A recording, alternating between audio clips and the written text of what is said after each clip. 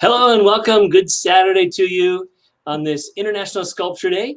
I'm Terry Olson, head of the Office of Arts and Cultural Affairs for Orange County, Florida. And I'm Dawn Knight. I am the Public Art Coordinator for Orange County, Florida. And we're glad that you're joining us today so we can show you some of the sculptures that we have around. First of all, let's start with a little introduction. Welcome to the Orange County Administration Center here in Orlando, Orange County, Florida. We have both Sculptures on the Lawn, an annual temporary exhibit, and some permanent sculptures to show you. And we'll start with a couple of the sculptures that have been around the longest that are permanent sculptures here at the Orange County Administration Center. We have two, one on either side of the building, that we'll show you now. The sculpture that's been standing out in front of the Orange County Administration for many years now is this, the Leaper. And it's kind of the symbol of the Office of Arts and Cultural Affairs because we love the imagination of this person. Obviously a person, but also not really humanoid in that its head is like a turtle kind of sticking out. He's got great imagination. He's wearing a shield kind of like astronauts wear over his face. And his wings, well, they're bolted on, so not sure if this guy is really going to get off the ground, but we'll love his imagination. And it's by Roy Schifrin. Roy Schifrin was a sculptor from New York. He cast this in Spain, and this was donated to Orange County many decades ago by William Jovanovich of the Harcourt Brace Company. The second permanent sculpture that we have here at the Administration Center by Roy Schifrin also is this one, the Winged Runner. And you can see this is a kind of fantasy, realistic sculptor. He's trying to take off, great stance, but he's got I-beams for wings. I don't know that he's really going to get far, but he's got determination. In fact, he's got the gold helmet like he's going into outer space.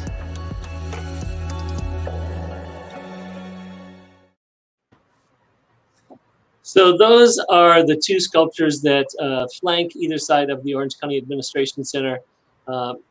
We enjoy watching them, seeing them. I love when I walk down the street and see somebody taking a picture with the Leaper or the Winged Runner. They're representative, but they're also a little fantastical. Not totally anatomically correct unless you know someone with a thigh that's like that. So Roy isn't able to join us today. He now lives in New England and is a retired person. So let's go on to our sculpture on the lawn, and we'll show you the first of the sculptures that we're going to view. Here we have a sculpture, Nutrition, by Kansas City artist Will Vannerson. And he's interested in the way that different systems support life. And in our own body, we've got systems, and you can see this interesting connection of these stainless steel tubes that on both ends, go right into the earth, which is what supports life. And Will is not able to join us today. He's got a new job that is taking up his time today, not allowing him to be here. But from now on, after each sculpture that we show you, we'll get to talk to someone related to that sculpture. Absolutely. So, did you have anything else you want to say about the Nutrition sculpture, Dawn, or about Will? I just think that on installation, I thought it was very interesting that he had a sculpture-sized van that he brought it down in and just slipped it right out. It was like, oh, did you buy that van just for that sculpture? So it was he was a very nice gentleman. We enjoyed meeting with and working with him. So I assume you're saying it's an extra tall van? It's an extra tall van, but it was a very easy installation. Great. All right, thanks. Let's see what's next. Well, I'm actually inside and coming out of Basics 54 by Matthias Newman of New York City. And Matthias uses untreated 2x4s. These are very just rectangular shapes, but he's created all kinds of different shapes and forms with these untreated 2x4s. And untreated meaning that during the course of this year, the color is going to change, composition and texture of these will change, just like everything in life does. It's all about change. Well, welcome, Matthias. Hi, Terry. Hi, Don. Hello. How are you doing today? Good. Thanks for having me. So anything else you want to tell us about the sculpture? This is number 54, meaning you've done a number of these, putting 2x4s together to create various shapes. Is that right? That's right. So there's 53 before that I've been realized over the last 7 years. And this series of work has been going on for 7 years. And every sculpture looks different, very different. But they have in common that they're the materiality. So they're all made out of 2x4s. They're all public sculptures and they're all temporary sculptures. Temporary means, somewhere between 6 months and 4 or 5 years. So the whole concept of temporary is also what exactly is temporary, as you just in this little video clip said. Everything is about change. So there's permanence is a misconception. Who draws that line between 5 and 6 years, or between 50 and 60 years, or 500? So you built this one here in Orlando. Do you want to say anything about that? I typically, and it's true with really almost all sculptures in that series, that I typically build them on site. So I go to the site, get the wood, and build for, depending on the size of the sculpture, for 2 days or so. This sculpture in Orlando, I had the opportunity to collaborate with the sculpture department at the University of Central Florida. So I built it in 4 parts, and then those 4 parts we drove over from the university campus to the site and assembled it there. How was that working with the students?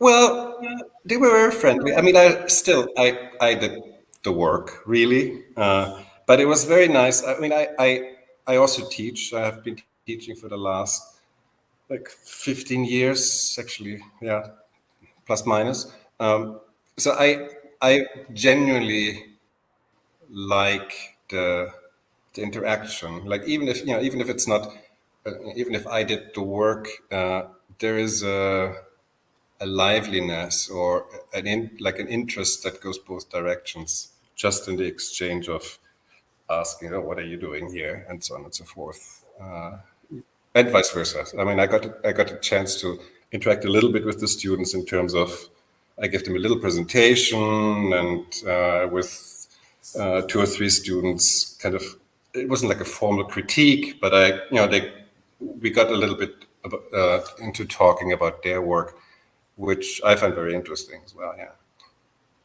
Great. And what are you working on now? Now I'm calling in from Greece right now. I'm in Argos on the Peloponnese. I have a series of installations upcoming in May. So number 54 right now is the last installation, the one in Orlando. But I have an installation coming up in Massachusetts, and one in Atlanta, and one in New York, and one in LA. So that's most likely all going to happen in May. So May is going to be very busy for me. So right now you're getting the R&R, getting your energy ready to explode again. Okay, great. Well, it's great talking to you. Did we have any questions from our audience come through, or? I don't see any, but I'd like to ask, I know that we had some conversations on your approach to building Basics 54 about your building supplies. And I think that most of the sculptures on Sculptural Lawn usually have an existing sculpture, but you were challenged because during the pandemic, 2x4s became a little more pricey. So I'm wondering how how that has I mean, changed. now it's predictable again, but the pandemic really hurt me for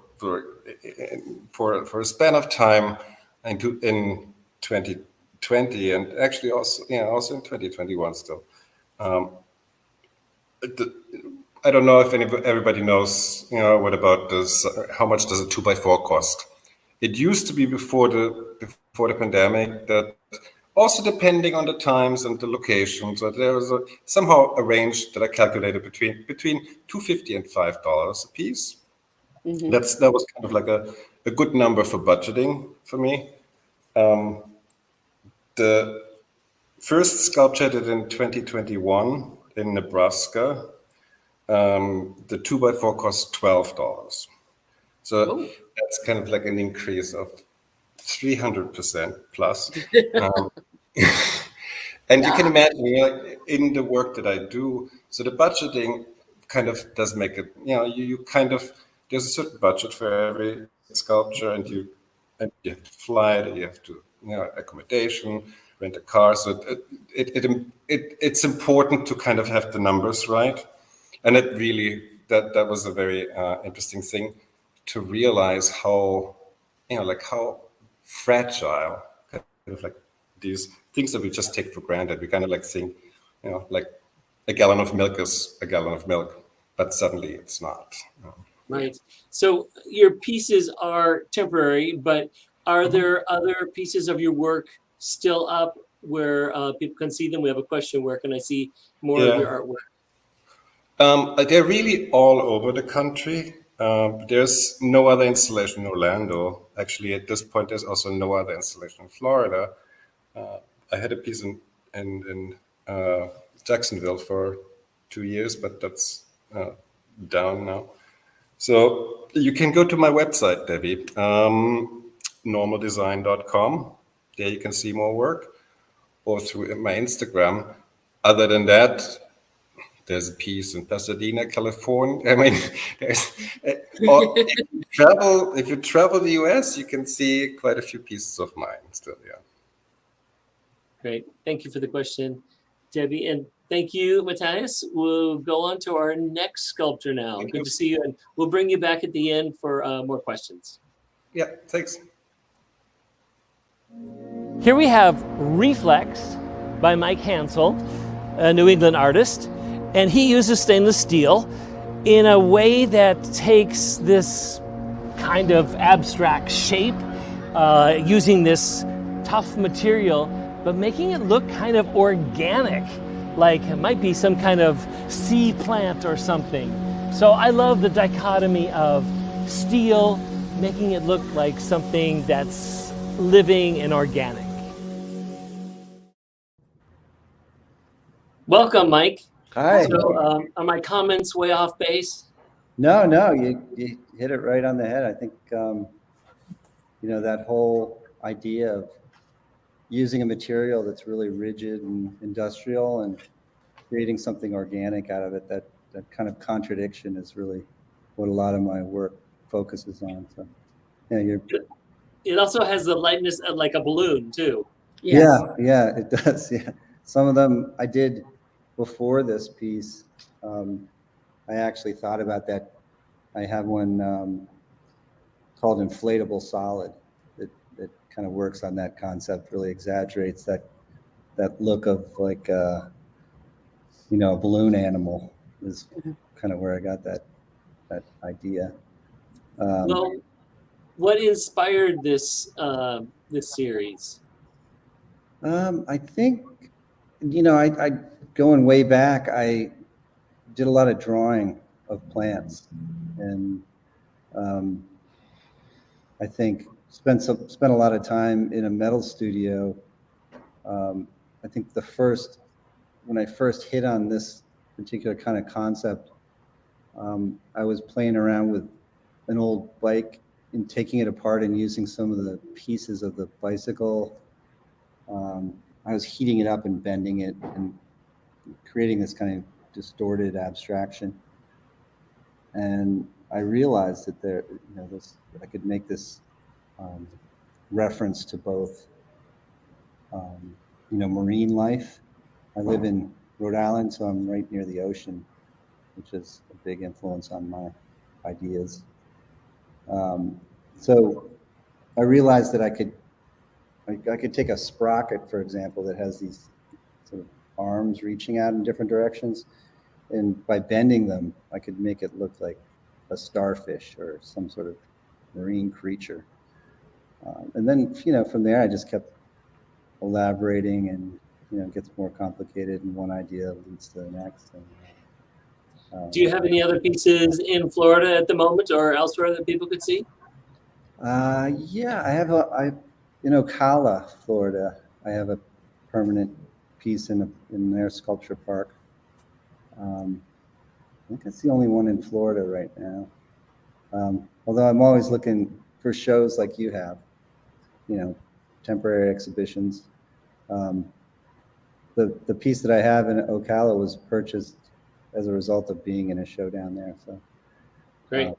yeah, I've got one that's going down to Knoxville, Tennessee, in June. So, constantly moving big sculptures around. Yeah. Do you have a van that's the right size, or do you use a truck? Yeah, I have a truck with a flat trailer on it. So keep an eye out. You might see me rolling down the highway at some point. I have a question. Now, you couldn't really tell in the video, but when you get up close to the sculpture, it almost has a lacy feel. You can actually see light through the sculpture. And I was wondering, when you're driving down the road with a sculpture built like that, does it sing? I was just wondering if it would make noises. When I hit bumps, it does. It makes noises. It kind of rattles. It complains when you hit bumps. Yeah, Hey, mister, watch out. it's a very good test of how well I built it, how well the welds will hold. But yeah, I like that. I used to make pieces that were much more, kind of smooth, and the surface, I kind of hid the process more. And I moved away from that because I like the fact that people can come up to it and you can actually see how it's made. You can figure out the structural parts are exposed and a lot of the welds and how each piece is formed. I have to do a lot of compound bending and then a lot of little spot welding. So there's millions of little spot welds on there. And there's no infrastructure as far as, it is its own structure. There's not something that it's holding it up. Pretty much, especially at the top, but at the bottom there's a little bit of sort of linear structure because there's three anchor points. There's three legs that hold it up, and from there needed to be a little bit more. I tend to kind of overbuild just because I don't want anything tragic to happen down the road. So yeah, there is some like angle iron in there. Great. And Debbie asks, it looks like, but how does it weigh? How much does it weigh? I'm sort of guesstimating when people ask me that. I think it's around 8,000 pounds. That's a stainless steel piece, and I also work in aluminum at times. But that stainless is heavy. It's there's chrome and there's all sorts of elements in there that kind of add weight to it. It's heavier than like mild steel. So there's some, it does take a crane to put that piece in. And you guys remember it gets a little dicey sometimes in certain situations, but I like your venue there because you do have enough open space to kind of get a forklift or whatever you need and swing things into place. You can get some pretty large pieces in there. And scale is really, for these outdoor sculptures, I find it's just really important because, what looks really big in an indoor space, once you take it outside into an open area, that seems obvious, but it's always kind of surprising when you get a large piece out there and it's dwarfed by, these buildings that are around it or trees or whatever. So this piece, I'm happy. I'm really happy with the way it holds its presence there. So, And what's the height on this one? I believe it's about 24 feet, close to that, maybe a little over. And I think that's part of the impact is that when you come out of the building from the entrance, you're looking up at it. It really kind of makes you feel small in comparison. I like that impact. Kind of draws you in. You can't really miss it. But it's a friendly abstract form. It's not threatening. Yeah, it doesn't scare you. Makes you want to kind of come up and touch it, though, doesn't it? It does me, but I'm a very touchy Texture of person. it. Yeah. And you are at a school right now? I am. Yeah, I teach at a school, small boarding school in Rhode Island. And it's nice because I'm always thinking about art, with the students.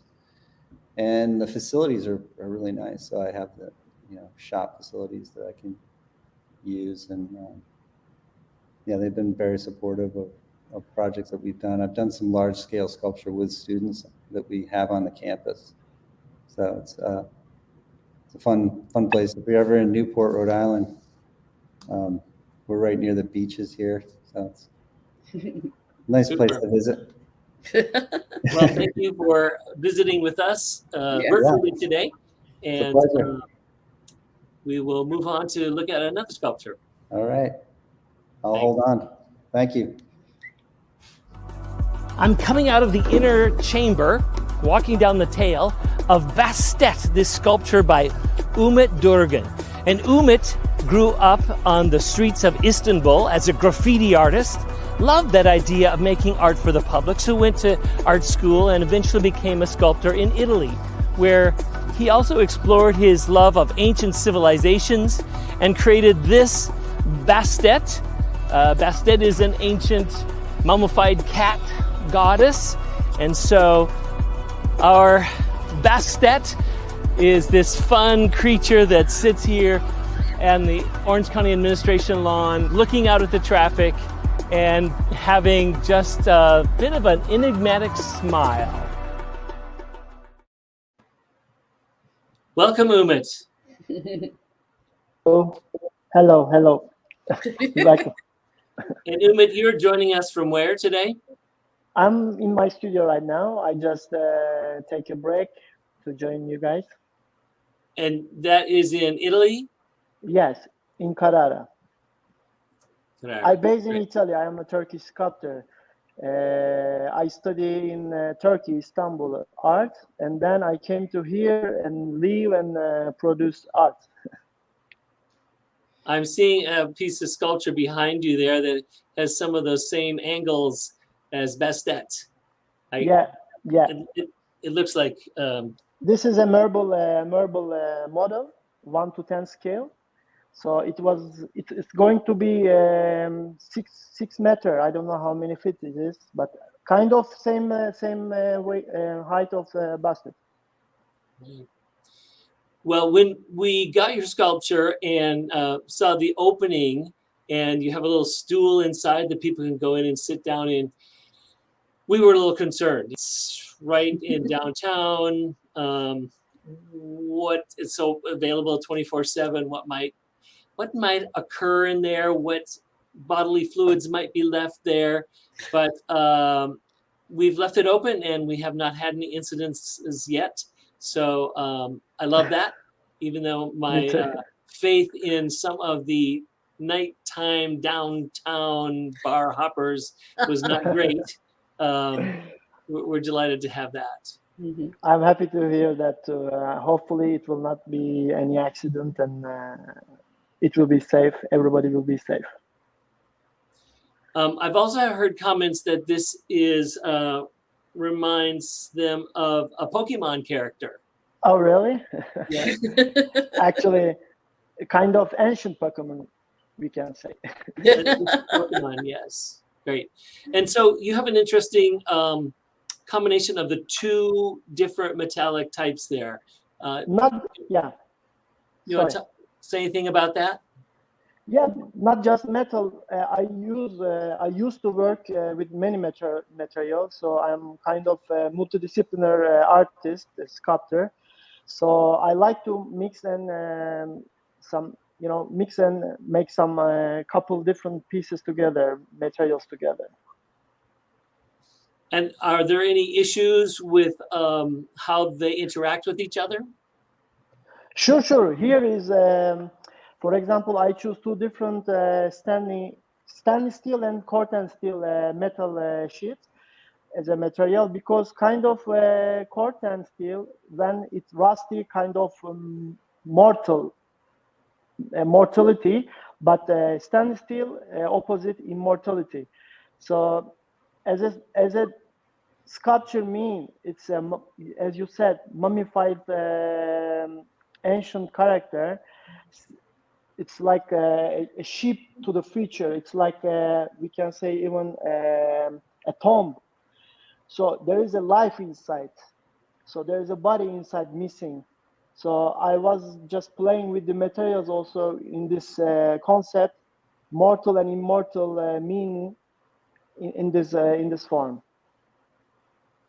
Interesting. And would it be possible to get a similar result with different treatments of a solid piece of metal, patinas or that kind of thing? Yes, Or is sure, this- sure, but I like to use the main material instead of giving this texture. Material is for me so important. Whenever I do a design, I would like to choose the material with my concept matching. This is my issue. Nice. It's so necessary for me.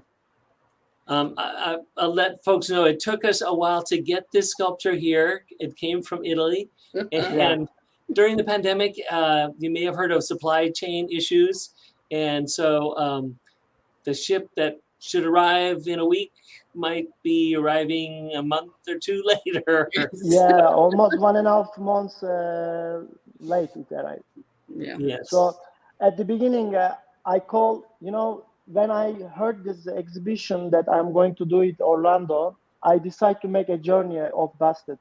I right away set up some meeting and set up some other exhibition in another countries. I did this sculpture in Italy and I sent it to Turkey. First exhibition was there. And then second, I did in Italy. Then third one, it's now in Orlando. So it was journey, but the journey was real journey on the way on the ship, I guess. Yes. Do you have any other sculptures that are out there in the world in case we can just jet to wherever it is to see it? Yeah, sure. I have some pieces all around the world. I have in Mexico, I have one piece. In Brazil, I have one piece. So I have in Iran couple piece. In Turkey, Istanbul, I have couple piece in the public space always. So in Italy as well. What experience do you want the public to have when sitting inside this sculpture? Yeah, as I said before, it was kind of interactivity. Lately, I'm working on interactivity, but this sculpture was like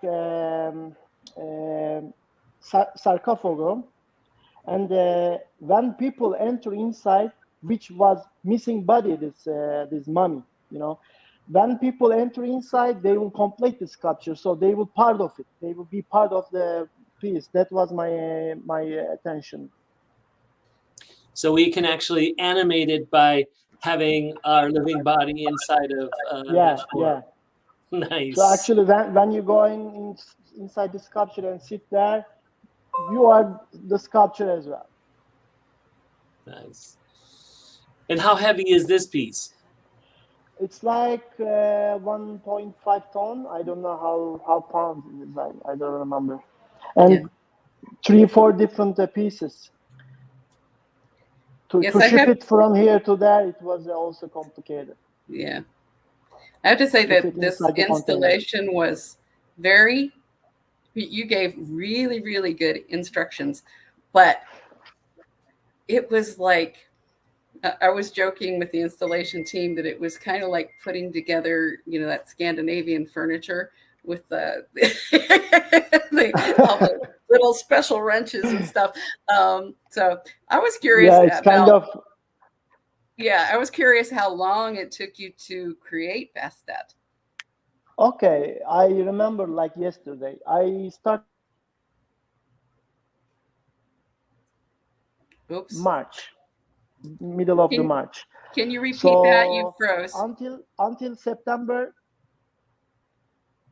Now it's okay. Can I? Yeah, start again. I remember this sculpture when I did it like yesterday. I started 2018 March, middle of the March. I started, and then until September, without taking a break, I always worked on the sculpture. Then, like 2 months, I have a break. So then, when I come back to sculpture to work on it, I decide to make this door there, this gate. So it took time a little bit more, kind of 8 months total, we can say. Nice. Yeah. Well, we really appreciate your submitting that to our annual sculptural exhibition. I know that our honorarium doesn't do honor to all that it took to get it here, but we really appreciate it. So thank you very much. Thank you, all of you. How you guys give the effort, it's incredible. Thank you for making it for me, for us. Great. Well, stick around in the green room while we take a look at another sculpture. Okay, thank you. This multicolored totem is by Dorothy Gillespie. Dorothy Gillespie was a much-loved artist who worked in Orlando and New York City and Miami, but she had a long, productive life, passing away in 2012 in her 90s. And this is from a series that she did that were on display at the Rockefeller Center in New York City. But we have had this on loan now for several years, and we're just grateful because Dorothy Gillespie was a wonderful person, and it's a delight to see her colorful, multicolored totem here in our yard. Another Dorothy Gillespie piece that we have is Celestial Joy here in the parking ramp, where most people don't get this close to it because you're just driving around it as you go up into the parking garage. It was actually created from an earlier Dorothy Gillespie piece that was here, which were large ribbons of this colorful metal, but the hurricane of 2004 did some damage to those, so she took the material and created something that was more resistant to hurricane winds, and it could just flow right through. So we're delighted to have Celestial Joy here in the Orange County Administration parking garage. Welcome. We have Gary Gillespie Israel, who is Dorothy's son and chief promoter these days. Welcome, Gary. Thank you, Terry. Thank you, Dawn. So we've had the multicolored totem for, I think this is our 3rd year now. Thank you for letting us keep it on this longer loan because it has its own space right there with the rest of our sculptures. And anything you want to say about, there's a number of Dorothy Gillespie pieces around our community at different locations. And I know you visit every once in a while. Yes, actually, I'm coming up on Monday, and I will see it because I'm going to the Dr. Phillips Performing Arts Center where sculptures will be hanging from the Performing Arts Center later in May. So I'm excited about that. But I just want to thank you, Terry and Dawn, for letting me share with the Orlando area and the world my mother's art, which is a great legacy for her, and also the opportunity to share each year with the other sculptors. And my mother was a big promoter of other artists, and the fact that her art, her sculpture is there, and other artists get to display their art their sculpture in the garden is really an honor to my mother's legacy. So I thank you so much. And weren't other sculptures from that Rockefeller Center, the totems, recently in an exhibition somewhere? Well, the reason I'm coming up on Monday is I'm going to Castleberry, which is just outside Orlando, and they have 5 of the multicolored totems. There were 8 that were created in 2003 when my mother was 83 years old, and 3 of those will be going up to the Rockefeller State Park Preserve in May, and 2 of those will be going out to the Fort Wayne Museum of Art for an outdoor exhibition. Great. Well, we always love it when you come to visit, and really appreciate Dorothy's work. She also did work 3-dimensional-ish that went on walls. We had early on our Art in the Chambers about 18 years ago, had an exhibition of her work on the walls of our Board of High Commission chambers. And I know she has a long history of involvement in the arts. So anything else you want to add to this? Well, every place I go around the country, I'm really blessed that I get to meet extraordinary artists and creative people. And it just so happens that my mother's outdoor art happens to be in a lot of those cities. And I'm really excited that one of the pieces at the Celestial Joy is in the Public Art Archives. And another piece is down in Fort Lauderdale in the Delta Terminal. And I've reached out to the Public Art Archive, and Terry and Dawn, you probably are aware that any art that can be seen by the public can be put on their archives. So I'm in the process of putting all the art that's around the country on the public archives. And it's a great opportunity for people to see the art. So I'm excited that people all around the world can see Celestial Joy. And as you said, that was not the original piece. And how many artists are blessed to create 2 entirely different pieces? This one's 720 pieces, and the one before was 62 feet tall. And that's quite an honor that you and Orlando afforded my mother the opportunity to create an entirely different piece. So I will always be indebted to Orlando, and it's really a second home for me. I try to come up at least once a month.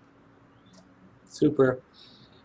Yes, we do have a number of our pieces in the Public Art Archive as something that people can access. Also, our sculptures, you can hear from sculptors through the AutoCast. If people download that app, we like to spread the word about what we've got in our environment, our visual excitement with as many people as we can. Yes.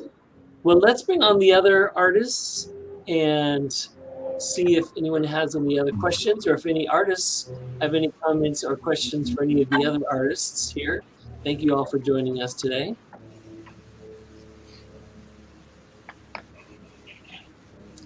And Umit, you're the only one that hasn't been able to be here yet, right?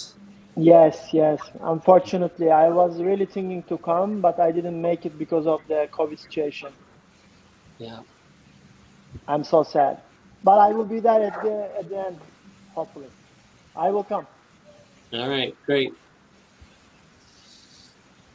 And I know we kind of are assembling these all at the same time, so you don't necessarily have gotten to see the finished placement of each other's work, but I hope you got to see some about it today. So I have a question for all of you. Yes. Where does your sculpture live when it's not on display in an exhibition?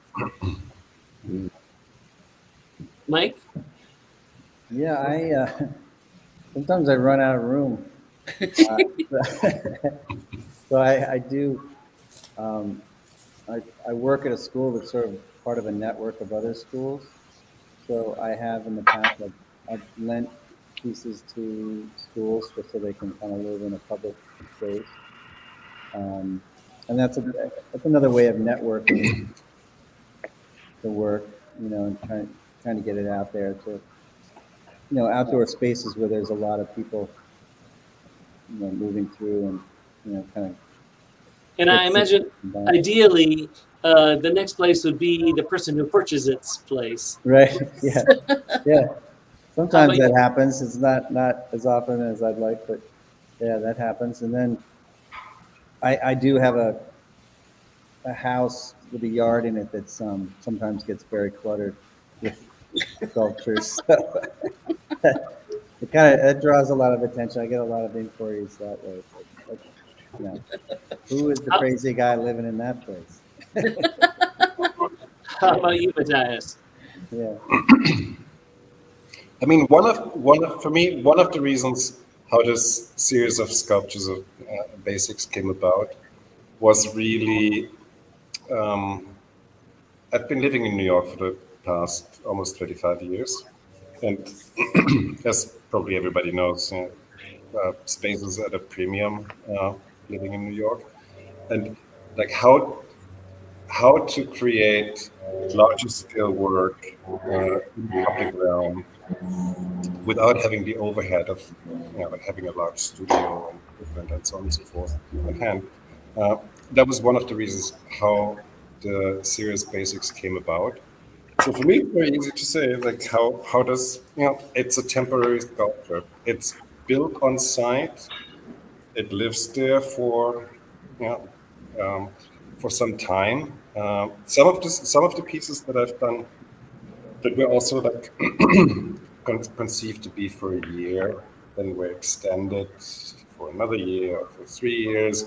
Where the temporality kind of becomes a negotiation with the public entity, but it's conceived to be temporary, and usually because it's 2x4s, 2x4s, the most basic and ubiquitous material, can always be reused. So I like to think of the material really as kind of like borrowed from the construction, from material consumption of the everyday. So even though they're weathered and maybe a little warped over time, they're totally fine to be used for framing after the sculpture's lifespan has extended or has expired, and so it ceases to exist thereafter. So at the end of the exhibition here, it will be disassembled?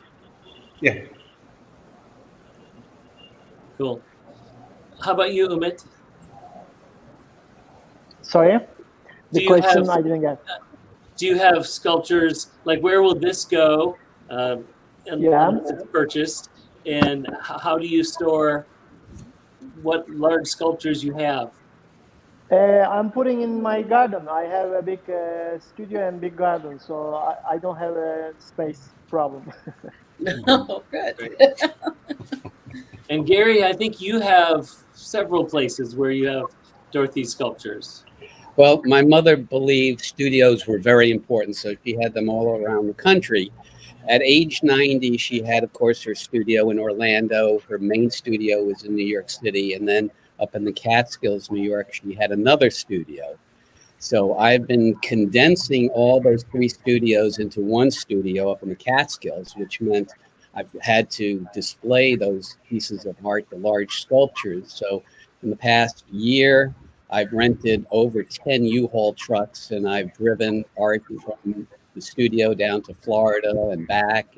And last year we had an exhibition of those totems, 5 of them, at the Philadelphia Flower Show, which was quite a treat to have them outdoors for the first time that the Philadelphia Flower Show had an outdoor exhibition. So yeah, what I'm trying to do is get it out to the public as much as possible, because art should be seen, and I don't think my mother intended art to be in her studio. So that's my plan. So,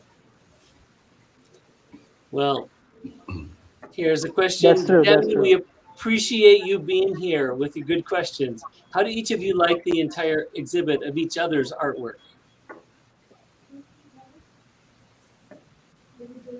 Anyone want to comment? I'm happy to chime in. I mean, I really, I mean it really quite seriously. I think you're doing a really good job in curating. Like and it's always nice as an artist, like whatever show, it's always nice to show, right? Um, but it's it's not many pieces that are on Sculpture on the Lawn. And I was saying to Mike when we were installing, like, oh wow, you're stealing the show here. It's amazing work. and I didn't see Umit's work yet because it was installed later. And and it's a really good. Like I'm very honored to show with the other people that are showing. Yeah, I felt the same way. I was really pleased to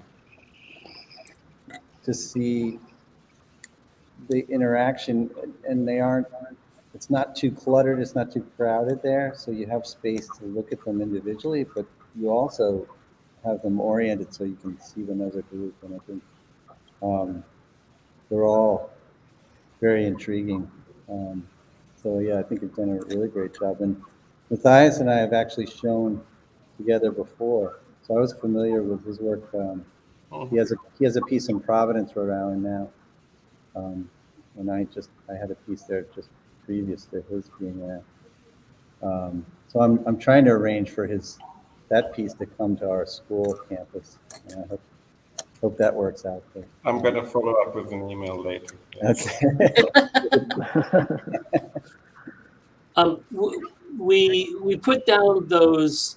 There's 3 pads right in a row on a line along with the pathway, and then the other pathway one. So the pads are very kind of geometric, very. There's not a lot of let's put them over here and there kind of thing. But I'm interested if you think that we place those pads in the right places. Actually, I can answer about this pad.